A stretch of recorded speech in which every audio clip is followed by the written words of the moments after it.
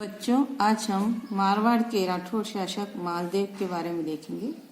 मालदेव राव गंगा की मृत्यु के बाद मारवाड़ का शासक बना था, जिसने राणा सांगा को खानवा के युद्ध में राव गंगा की ओर से जो सेना भेजी थी उसका उसने नेतृत्व किया था, खानवा के युद्ध में भाग लिया था।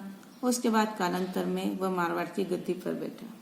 जैसा कि हम देखते हैं कि दिल्ली के अंदर जब मालदेव सत्तासीन हुआ 1531-32 में, उस समय दिल्ली की राजनीति में काफी परिवर्तन हो चुका था।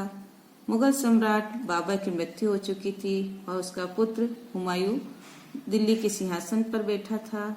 वह विलासी, अक्रमण्य और अयोग्य सिद्ध हो रहा था, जिसके कारण उसे काफी आंतरिक समस्याओं का भी सामना करना पड़ा। इस क्रम में उसके भाइयों का भी उसे विरोध का सामना करना पड़ा और वह गुजरात के सुल्तान बहादुर शाह और अफगानों के नवोदित नेता शेर खां सूरी से भी निरंतर संघर्षरत रहना पड़ा और इसीलिए वह मारवाड़ की ओर ध्यान नहीं दे पाया। और इन परिस्थितियों का लाभ उठा करके मालदेव ने अपनी सत्ता का विस्तार कर अपने शासन सत्ता को सुदृढ़ किया।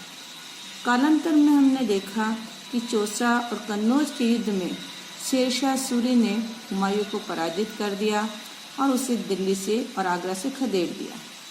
हुमायूं जब इधर उधर भटक रहा था आश्रय की तलाश में, उस समय वह जब 1541 में सिंध और भक्कर की ओर गया था। शेरशाह भी उस समय दिल्ली में सत्ता स्थापित हुए कुछ ही समय हुआ था और उसने अपनी कई सेनाएं जो हैं सिंध, पंजाब, बिहार, बंगाल, मालवा आदि प्रदेशों में सैनिक टुकड़े भेज रखी थी और वह स्वयं भी एक शक्तिशाली सेना के साथ बंगाल के विद्रोही हाकिमों की ओर अभियान करने के लिए गया हुआ था। इन स्थितियों का लाभ उठाने के लिए कुशल राजनीतिज्ञ की भांति मालदेव ने हुमायूं के पास एक संदेश भेजा कि उसे 20,000 सैनिकों की सहायता दे सकता है, घुड़सवारों की। और उस समय हुमायूं के पास में भी स्वयं की सेना थी और उसके भाइयों का भी उसे सहयोग मिल सकता था। साथ ही शेर खां को भी अभी दिल्ली में स्थापित हुए कुछ ही समय हुआ था और वह भी अपने विरोधियों का दमन करने में अपनी शक्ति को और सेना को उसने इधर उधर भेज रखा था, संग्रहित नहीं थी। इन परिस्थितियों में मालदेव ने सोचा कि यदि हुमायूं उसके सहयोग से दिल्ली पर आसीन होगा तो निश्चित ही दिल्ली की राजनीति में उसका प्रभाव बढ़ेगा।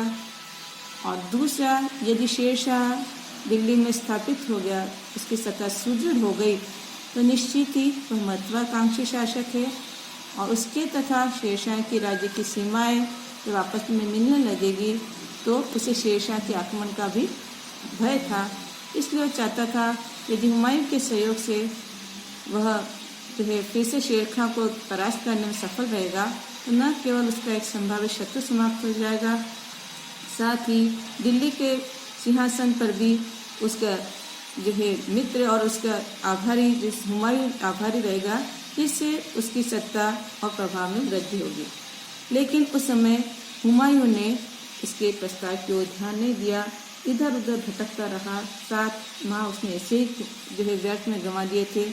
उसके बाद जबकि उसके सारे साथी भी उसके साथ छोड़ करके चले गए थे, उसका भाई हिंदाल भी उससे रुष्ट हो गया था और उसे सिंध की ओर से भी कोई सहायता नहीं मिली। तब उसे मालदेव के प्रस्ताव का ध्यान आया और फिर वह फलोदी की ओर आया था। लेकिन कहा जाता है कि इस समय तक परिस्थितियाँ बदल चुकी थी, शेरशाह की शक्ति सुसंगठित हो चुकी थी और इसलिए यदि इस समय मालदेव हुमायूं की सहायता करता तो निश्चित ही वह उसके लिए आत्मघाती नीति सिद्ध होती। इसलिए कहा जाता है कि उस समय जब हुमायूं उसके राज्य में उसने प्रवेश किया तो मालदेव ने उसके पास में उपहार भेजे और सूखे मेवे भेजे तथा किंतु उसने उसे स्पष्ट रूप से सैनिक सहायता देने का कोई वचन नहीं दिया। उस समय कहा जाता है कि मुल्ला सुर्ख जो हुमायूं का पूर्व पुस्तकालय अध्यक्ष था, वह मालदेव की सेना में था, सेवा में था। उसने हुमायूं को संदेश भिजवाया। इस समय शेर खां का एक दूत भी मालदेव के दरबार में आया हुआ है, संभवतः वह आपको बंदी बना सकता है। इसलिए आप यहाँ सुरक्षित नहीं हैं, आपको लौट जाना चाहिए। और फिर हुमायूं वहीं से लौट गया। कुछ इतिहासकार मालदेव पर जो है वचन भंग करने का दोषारोपण करते हैं, लेकिन यह स्पष्ट प्रतीत नहीं होता है, क्योंकि यदि वास्तव में मालदेव हुमायूं को बंदी बनाना चाहता था तो उसे सकुशल पुनः अपने राज्य से उसको जाने का मौका नहीं देता। और यदि इस समय उसने जब प्रस्ताव भिजवाया, उस समय की परिस्थिति अलग थी, उस समय उसका प्रस्ताव जो था वह कूटनीति से पूर्ण था। लेकिन जब हुमायूं उसके राज्य में आया, उस समय यदि उसके सहयोग करता तो निश्चित ही शेरशाह से उसकी शत्रुता बढ़ जाती और उसके संभावित आक्रमण का भय और बढ़ जाता, तो उसके लिए आत्मघाती नीति सिद्ध हो सकती थी। इसलिए मालदेव ने उस समय हुमायूं की सहायता न कर अपने राज्य पर आने वाले संभावित संकट को टालने का प्रयास किया था। धन्यवाद।